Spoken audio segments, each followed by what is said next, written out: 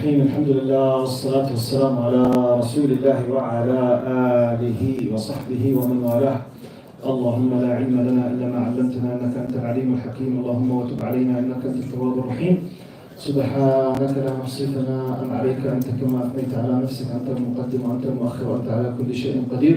اللهم اجعل الجمع هذا جمعا مرحوما واجعل التفرق بعده تفرقا معصوما ولا تدع فينا شقيا ولا محروما. In the name of Allah subhanahu wa ta'ala, the most compassionate, the most merciful, all praise and thanks are due to him, and peace and blessings be upon his beloved Prophet Muhammad sallallahu alayhi wa sallam. He who's guided by the will of Allah, no one can misguide him, and he who's misguided, no one can guide him except Allah subhanahu wa ta'ala. Assalamu alaikum wa rahmatullahi wa barakatuh.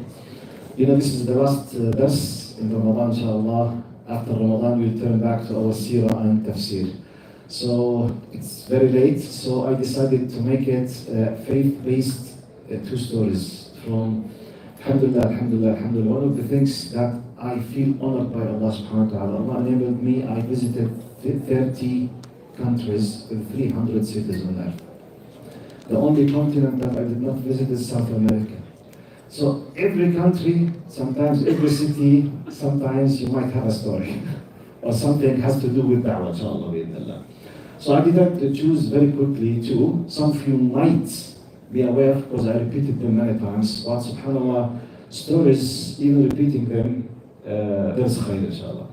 Story number one happened with me in year 1991, which means 33 years ago. Maybe half of those who are sitting were not born yet.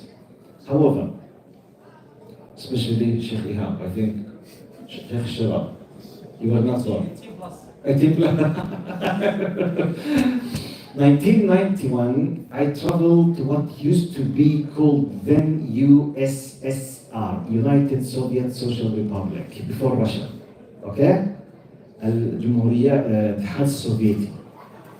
So, and I was there, subhanallah, after I get into there, I was doing my master's degree in Jordan, I visited there to try to educate myself for a few months with Russian language in case, in addition to English, I can use Arabic, English, Russians worldwide when I do da'wah.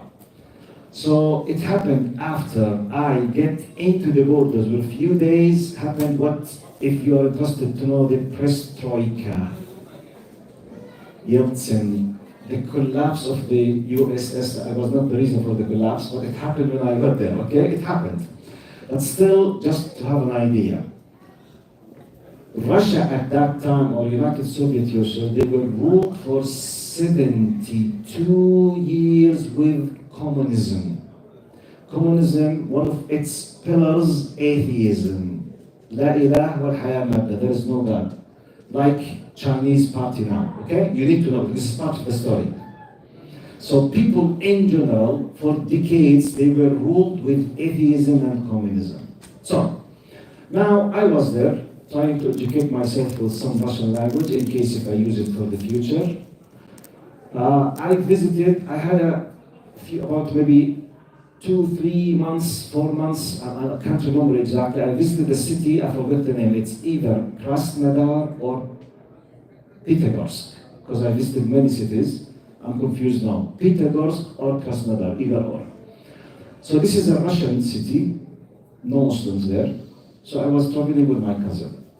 He speaks very fluent Russians. He was busy in something. I was just accompanying him. So I went to the park, public, waiting for him. It was in the midday, nice weather, very beautiful city, tourist city. It seems they know nothing about Islam and Muslims. And I myself, at that time, I was just 24, 23 still, very young. My experience is so limited. So I looked to the hour, it was about the Dhuhr started. So I said, just to make benefit of my time, I will do the Dhuhr and Asr, Jama' and Qasr, while waiting my cousin. So I had it was my 3rd or 4th or 5th month, I can't remember. So I broke, let's say, the ice between me and Russian language. So I can just communicate with the very top basic meanings, okay? I can't discuss, okay? Can't have fluent, but I can send few messages and I can understand some little.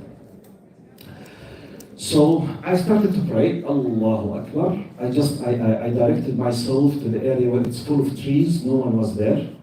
While I was praying, I noticed a shadow of a person next to me. You know, as a stranger who does not speak the language in a strange city, you know, a shadow of a person next to you while you're praying in public is not something easy. So, you know, my mind became busy with the shadow of this person. So when I finished, said Assalamu alaikum wa rahmatullah, I noticed a Russian girl with the age of 25, 28, more or less. She was standing like this, holding 2 ice creams, looking at me and crying. This is exactly us. Young lady, 2 ice creams, looking at me and crying. So I looked at her and I looked to the whole area. It was completely empty except of myself. So the only thing that should be crying for or to is me. Something has to do with me. So I tried to communicate with her. What I was able to understand from her is the following, with my simple, humble Russian language at that time. I understood from her the following. She realized, she saw me praying, she was eating ice cream, passing by, she noticed me doing something. She realized that I'm doing an act of worship for a religion. She knows nothing about Islam or Muslims. She says that she felt that I'm so happy in this worship. She kept watching me while praying. She started crying because she wished if she has something to worship or to feel with the beauty and that tranquility that she thought I'm having while praying. And she knows nothing about Islam. She was not addressing me as a Muslim now. She thought I'm just worshipping something. For her, I might be a Hindu or a Buddhist, or she knows nothing. But she realized that I'm doing an act of religious worship. And I have the tranquility and the peace of mind, even though my mind was busy with the shadow. But this is what she felt, okay? Subhanallah. At that time, it was one of the earliest experience I was exposed to the value of what we have and we might not appreciate. I know that, you know, she came from a communist atheist environment. Communist atheist would mean there is no God. We came by the law of coincidence and we will disappear by the law of coincidence. We are just a dust.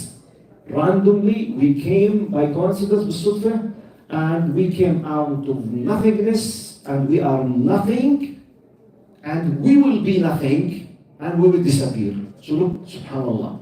This is how she was raised. So just looking to someone doing, and she knows no language, no knowledge, nothing at all, just the fact that I have this kind of peace of mind or tranquility, closing my eyes, just doing this act, touched her heart to a degree she was crying. By the way, imagine if I was reciting something she doesn't understand. Imagine if I was able to speak Russian and I told her about what I was doing, why I prayed. Imagine if I explained the importance and the beauty of connecting with Allah, the Creator. I was not able to do anything of this. She just realized, she felt, she started crying. So, now, some people, they say, wait, what about the 2 ice creams? Yes, this is part of the story. She was passing by eating her ice cream. She felt so happy, and she felt so honored if this person, me, will accept from her, and she went there and she bought a piece of ice cream to give it to me as a gift. And she asked, wallahi, she was speaking with me as if you are speaking with something very important and a celebrity. I mean, do you accept it as a gift? I will be very happy. But between you and me, I wanted to let her be happy to eat and eat it. I was afraid that there is the lard inside because pork and lard production, it's heavily spread in Russia. So it could be part of the ice cream. So I could not let her be happy by just eating immediately. So I took it, I thanked her, and I threw it. I threw it because it would be, something pork production inside it. But the idea, the story is finished. The moral behind the story, basically. Let's review and appreciate the fact that we are believers. Wallahi, no language, no speaking, no expression, no understanding, and she was crying. Crying of what? Lacking of something we have it by default. Yes, Habib, tafadhal. Can you speak Russian now? No, this is a good question. You know, I'm someone who loves to learn languages. I can break the ice with a new language within 6 to 8 months. I can communicate. So in 6 months, I was able to communicate in Russian because I'm not using it. I forgot nearly everything. I just remember just few words now. 33 years without using the language. Can you imagine? Even your native language, if you don't use it, your mind will stuck when you speak about it. Which I'm not Arabic and English now, sometimes. Subhanallah. This is one of the things I regret because I was not able to use it because I did not travel again to there. So I traveled as a university professor doing lectures in English. Subhanallah. قدر الله ما شاء فعل. But this is the first story. The second story. Maybe the youth heard me saying this story. The adults, maybe I'm assuming they don't know it. In 2005, I was invited to China to give like a tour of lectures. So I was about to get into China through Hong Kong. So they welcomed me in Hong Kong as a first step before getting into China, Muslim Chinese, like a series of lectures.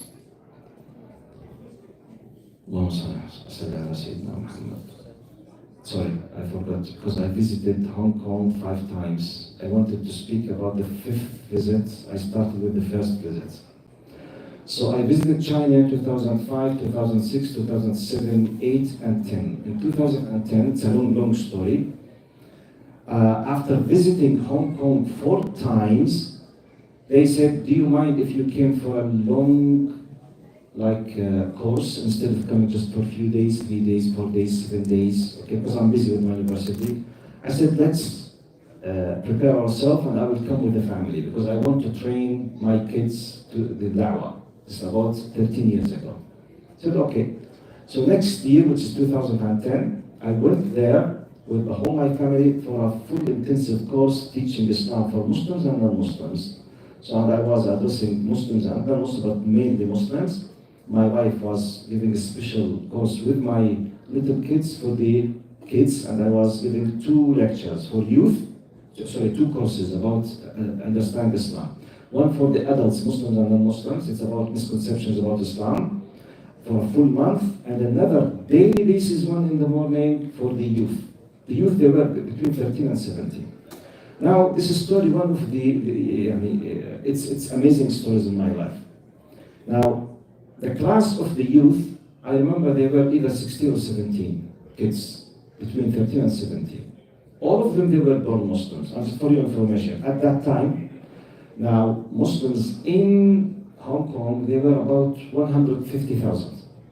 About 75,000 from Chinese origins, 70,000 Pakistani origins, believe it or not.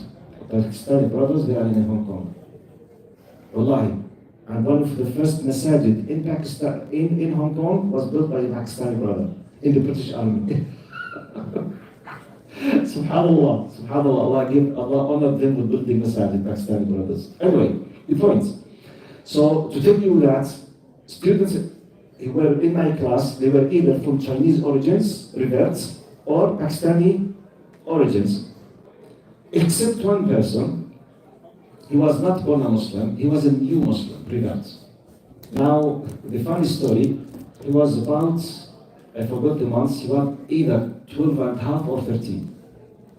And he was a Muslim just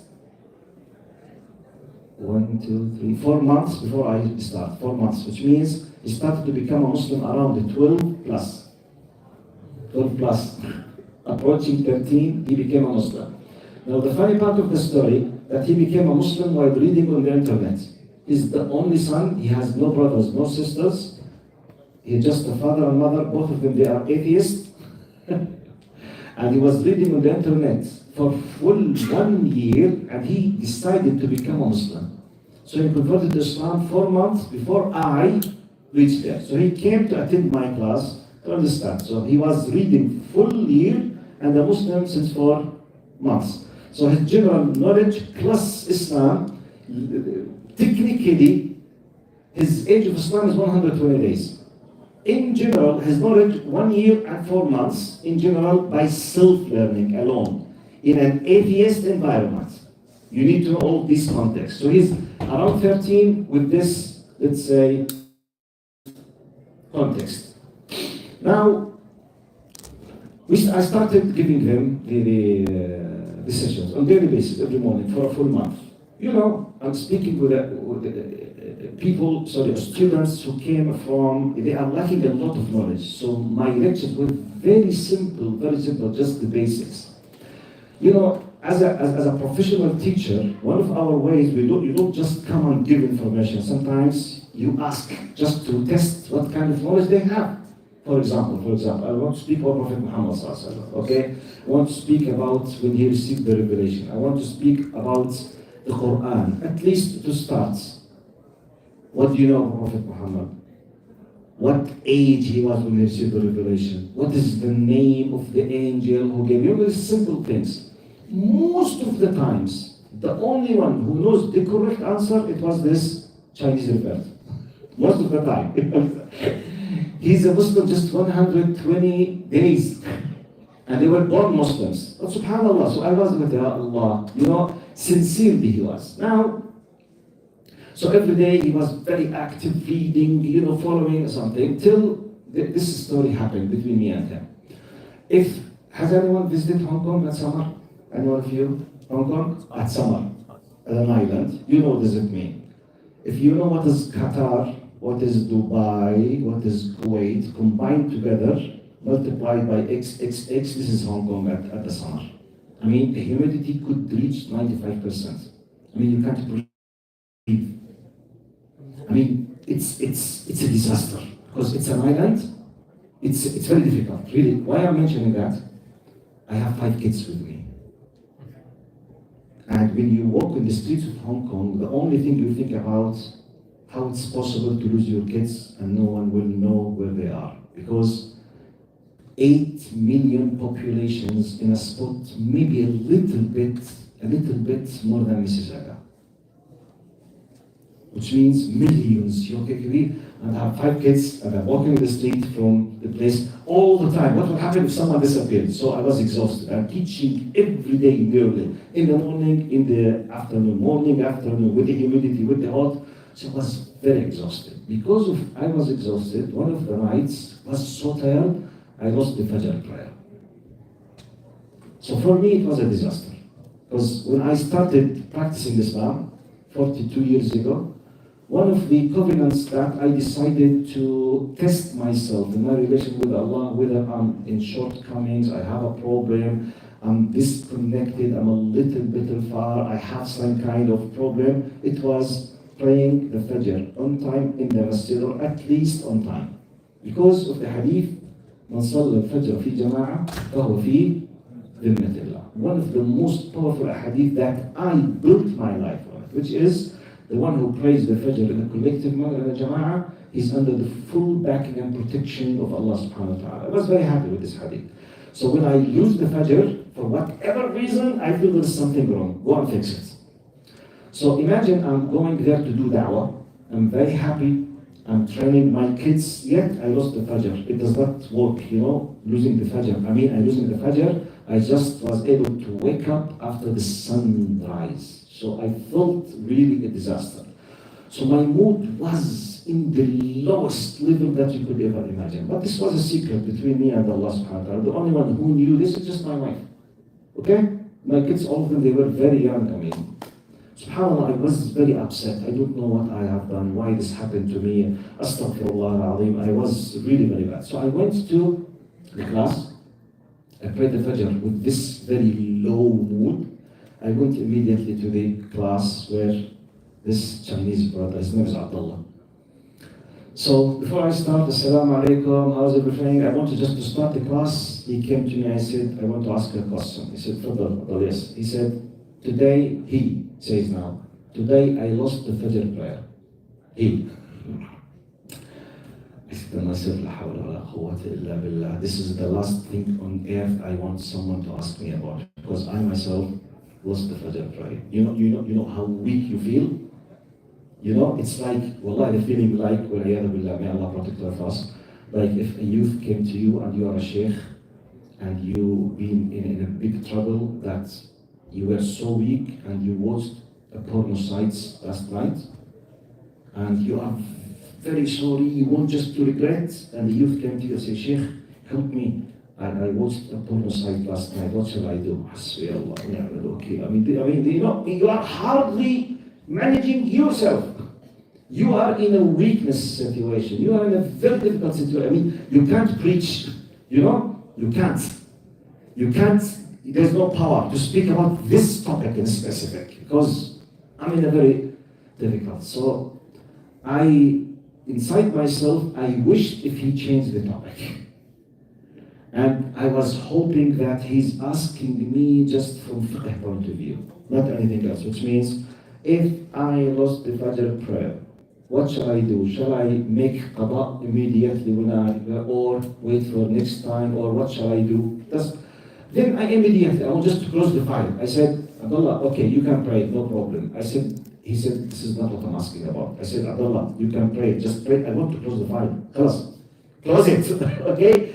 I said, you can pray, no problem. He said, this is not what I'm asking about. I said, Abdullah, you can pray it. Just go, please. I don't want to discuss it. He insisted that he's not asking whether he can pray it or not. Then I said, I surrounded myself. I said, there's something Allah is telling me, and I said, no. I said, okay, Abdullah, what is the thing that you are asking about? He said, I feel shy from Allah.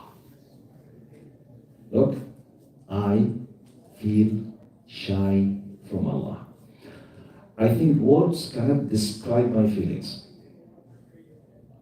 I'm a PhD holder in Islamic studies, traveling the world speaking about Islam. I remember myself 42 years ago when I started practicing Islam, one of the most difficult things in my life, to wake up in the early morning and to do the wudu with the cold water and to go to the masjid. Wallahi, one of the most difficult. I was struggling with that. It took for me weeks and months. And I was looking, I said, Ya Allah, and I was born in a Muslim family, the masjid next to us, or surrounding our Muslims, yet I struggled. I was asking myself, how was this young kid who came from atheist family, he read about Islam just from the internet. His Muslim age is just 120 days, and he developed a relation with Allah to a degree, using a Fajr prayer makes him feel shy. Was I able to put you with me inside the image? So I don't remember what I replied to him, because my mind was stuck completely. Because it was completely stuck. I can't never this moment, La ilaha illallah. But I concluded a big lesson from this, subhanAllah. No one can stop you from being very close with Allah. And no one can say that the fact that you're a Muslim, you are better, or you have a better status. It has to do with your sincerity, inshallah. It has to do with your efforts. Ikhlas wa juhud. Sincerity, efforts. Because, he was reading, and inshallah, Allah hasibuh, he was so sincere. Young kid, hardly 13, 2 years, 12 and a half. Feel shy from Allah. Wallahi, maybe I was not able to understand what does it mean to be shy, maybe at 25, 26 or 27. Okay. She was feeling shy from Allah. So I wanted to share with you these two stories out of the experience, because sometimes a simple story could change the life of someone. Jazakumullah khair. If you want to ask something, I'm ready to answer. If no questions, we will finish inshallah. Jazakumullah khair. I promise not to take very long, just 25 minutes. Alhamdulillah. Class? No questions? No comments? Jazakumullah khair. Assalamu alaikum wa rahmatullahi wa barakatuh.